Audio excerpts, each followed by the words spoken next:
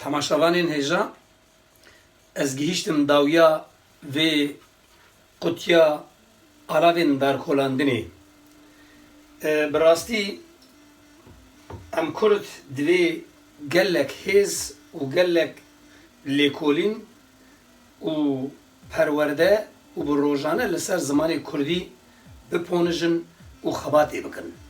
Ji bo çi ez vêya dibêjim, bêguman rojane gelê Kurd ew qas ziman zengîn e, dema ku diaxife qet li xwe naheyre, qet astengiya nakişîne.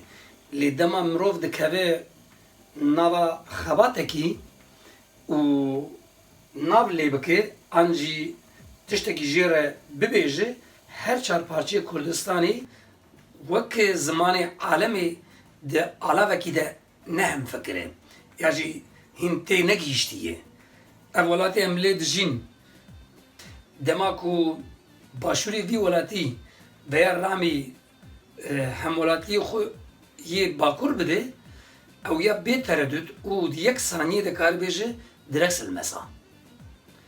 Em Kurd de nikarin bêjin, em ê hîn li ser bifikirin, em ê hîn biponijin, em ê bêjin kêr, em ê yani tişkî açık û net û ku her çarparça zanib em ê nikarin bêjin. Ji ber wê divê em gelek lêkolîn û bi rojane jî ne tenê li derê taybet, li her derê di dilê xwe de, di mejiyê xwe de Kurdewa bin û Kurdî biaxivin da ku ev zimana pêş bikeve. Peya derket kêra darkolandinê ya jî alavên darkolandinê ji xwe bi zimanê welatê em lê Almanî direk silmesa, direk sil ayzin, bi zimanê Tirkî jî agaç tornalama oyuğu, bi zimanê me jî alavên darkolandinê ya jî kêra dar dikole. Me ji bo çi veya çê kir, dema ez vê qutiyê dar de bikim û ez vê kêra dar dikole ez bêmane têxim vira û dema ez alavekî din ji vir rakim ku li destê min nekeve, ku destê min birî nebe. Lewma min ev der, min dar tijî hîşt û min li vê derê jî wisa kir ku dema tu veya bêmane têxivira, ev tê hevê derê, lê vê derê di vê derê re dernakeve. Ama dema ku bira tê re derkeve,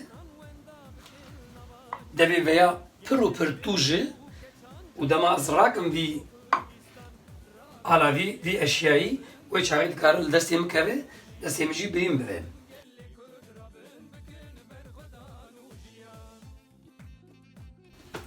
û ez dibêjim guhdarî xweş.